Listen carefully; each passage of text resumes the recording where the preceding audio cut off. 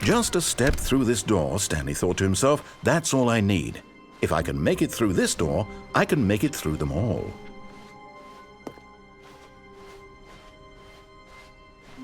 When Stanley came to a set of 2 open doors, he entered the door on his left.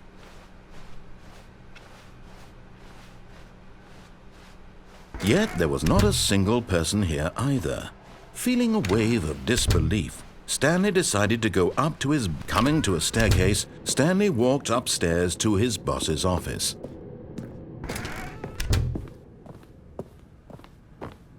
Stepping into his manager's office, Stanley was once again stunned to discover not an indication of any human life. Shocked, Stanley was in such a rush to get through the story as quickly as possible, he didn't even have a single minute to just let the narrator talk. That kind of anxiety isn't healthy, so he relaxed for a few moments with some calming New Age music.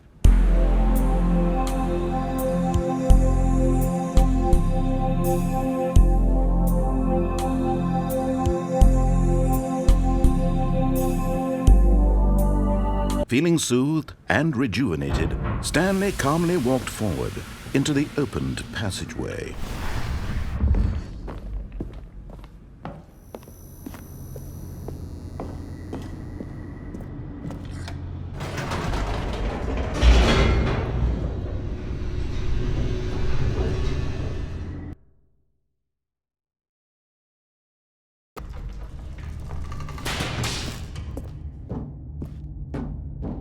Stanley walked straight ahead through the large door that read Mind Control Facility.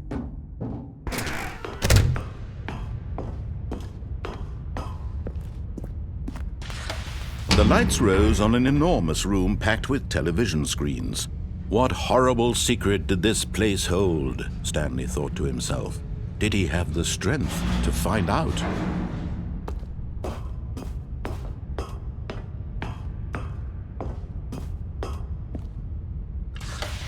Now the monitors jumped to life, their true nature revealed.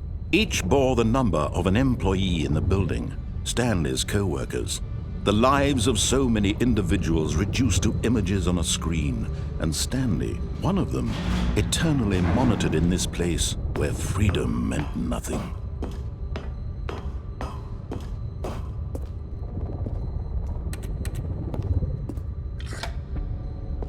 This mind control facility, it was too horrible to believe. It couldn't be true. Had Stanley really been under someone's control all this time? Was this the only reason he was happy with his boring job? That his emotions had been manipulated to accept it blindly? No, he refused to believe it. He couldn't accept it. His own life in someone else's control? Never! It was unthinkable. Wasn't it? Was it even possible? Had he truly spent his entire life utterly blind to the world? But here was the proof, the heart of the operation. Controls labeled with emotions, happy or sad or content, walking, eating, working, all of it monitored and commanded from this very place. And as the cold reality of his past began to sink in, Stanley decided that this machinery would never again exert its terrible power. Oh, Stanley, you didn't just activate the controls, did you? After they kept you enslaved all these years, you go and you try to take control of the machine for yourself? Is that what you wanted? Control? Oh, Stanley, I applaud your effort, I really do. But you need to understand, there's only so much that machine can do. You were supposed to let it go, turn the controls off, and leave. If you want to throw my story off track, you're going to have to do much better than that. I'm afraid you don't have nearly the power you think you do. For example, and I believe you'll find this pertinent, Stanley suddenly realized he had just initiated the network's emergency detonation system. In the event that this machine is activated without proper DNA identification, nuclear detonators are set to explode, eliminating the entire complex. How long until detonation then? Let's say, 2 minutes. Ah, now this is making things a little more fun, isn't it, Stanley? It's your time to shine. You are the star. It's your story now. Shape it to your heart's desires. Oh, this is much better than what I had in mind. What a shame we have so little time left to enjoy it. Mere moments until the bomb goes off. But what precious moments each one of them is. More time to talk about you, about me, where we're going, what all this means. I barely know where to start. What's that?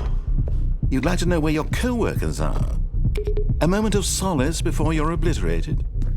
All right, I'm in a good mood. You're gonna die anyway. I'll tell you exactly what happened to them. I erased them. I turned off the machine. I set you free.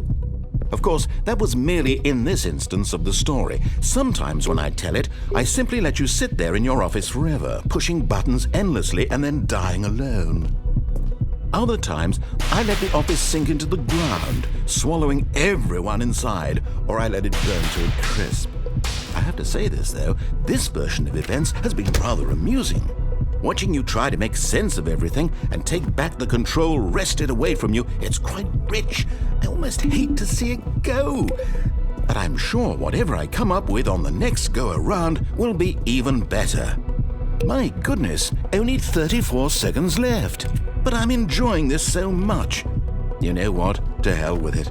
I'm going to put some extra time on the clock, why not? These are precious additional seconds, Stanley. Time doesn't grow on trees. Oh dear me, what's the matter, Stanley? Is it that you have no idea where you're going or what you're supposed to be doing right now? Or did you just assume when you saw that timer that something in this room was capable of turning it off? I mean, look at you. Running from button to button, screen to screen, clicking on every little thing in this room. These numbered buttons, no, these colored ones, or maybe this big red button, or this door. Everything, anything, something here will save me. Why would you think that, Stanley? That this video game can be beaten? Won? Solved? Do you have any idea what your purpose in this place is? Stanley, you're in for quite a disappointment. But here's a spoiler for you.